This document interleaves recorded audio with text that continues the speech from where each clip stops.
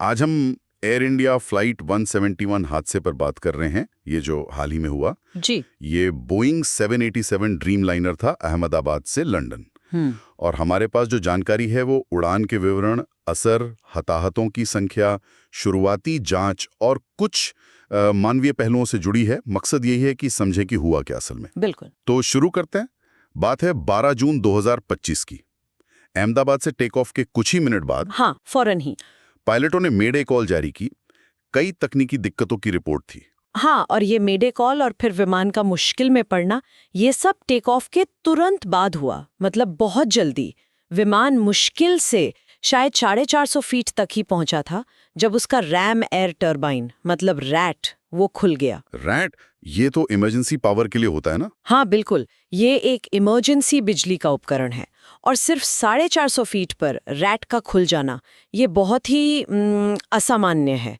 ये इशारा करता है कि शायद दोनों इंजन बंद हो गए थे और शायद मुख्य बिजली सिस्टम भी फेल हो गया था। दोनों इंजन और मेन पावर भी। हाँ, ये एक तरह से पूरी तरह से बिजली जाने का संकेत है। 787 जैसे विमान में ये बहुत गंभीर बात है। इसके बाद जो हुआ वो तो भयानक था। हाँ, विमान सीधे अहमदाबाद के मेघानी नगर में गिरा। घनी आबादी वाला इलाका। हाँ, और बीजे मेडिकल कॉलेज के हॉस्टल ब्लॉक पर। और गिरते ही भीषण आग लग गई। विमान में 242 लोग थे, 230 यात्री, 12 क्रू, उनमें से 241 की मौत हो गई। बहुत ही दुखद आंकड़ा है। और जमीन पर भी 38 से ज्यादा जाने गईं और करीब 60 लोग घायल हुए। लेकिन इस सब में एक अविश्वसनीय बात हुई।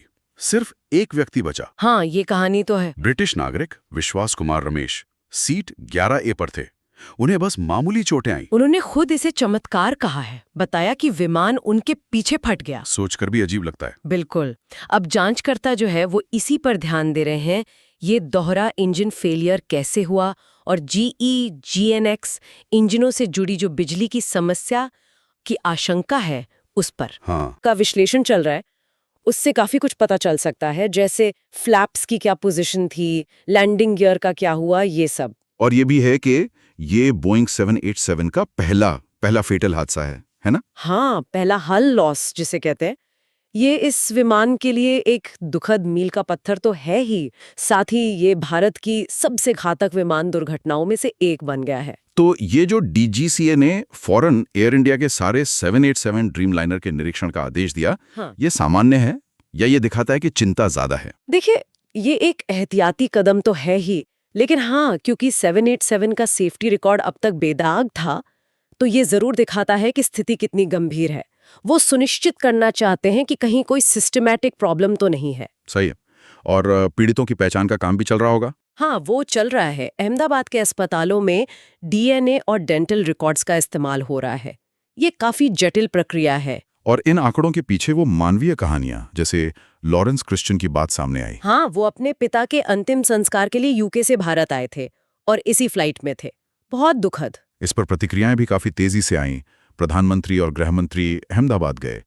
एयर इंडिया के चेयरमैन ने भी सुरक्षा प्रक्रियाओं को बेहतर बनाने का वादा किया है। हाँ, N चंद्रशेखरन ने कहा है कि वो पूरी समीक्षा करेंगे। और अंतर्राष्ट्रीय स्तर पे भी शोक संदेश आए हैं। पोप ने, ब्रिटेन के प्रधानमंत्री ने। तो अब आगे क्या? मतलब जांच का क्या नतीजा निकलेगा? देखिए, अंतिम कारण तो ब्लैक बॉक्स डेटा के विश्लेषण और इंजनों की इंजीनियरिंग जांच से ही पता चलेगा। बोइंग भी जांच में सहयोग कर रहा है। हाँ। लेकिन ये तय है कि इस त्रासदी का असर विमानन सुरक्षा नियमों पर पड़ेगा, खासकर इंजन की विश्वसनीयता और इमरजेंसी सिस्टम को लेकर। तो कुल मिला के सार ये है कि ये एक भयानक त्रासदी है। संभावित कारण डबल इंजन फेलियर और बिजली की विफलता लग रहा है। हाँ। जान माल का भारी नुकसान हुआ है और ये आधुनिक 787 का पहला घातक हादसा है। जांच अभी चल रही है और इसकी नतीजे वो भविष्य की हवाई सुरक्षा के लिए बहुत अहम होंगे। बिल्कुल। और यहाँ एक सोचने वाली बात ये भी उठती है कि ये 787 विमान जो अपनी एडवांस टेक्नोलॉजी और ऑटोमेशन के लिए जाना जाता है और ये उसका पहला ऐसा घातक हादसा है, तो क्या ये हमें सोचने पर मजबूर करता है कि आधुनिक विमानन में जो जटिल ऑटोमेटेड सिस्टम्स पर हमारी निर्भरता बढ़ रही है और जो इंजन जैसी बुनियादी चीज़ों की विश्वसनीयता है, उनके बीच सही संतुलन क्या होना चाहिए? इस पर विचार किया जा सकता है।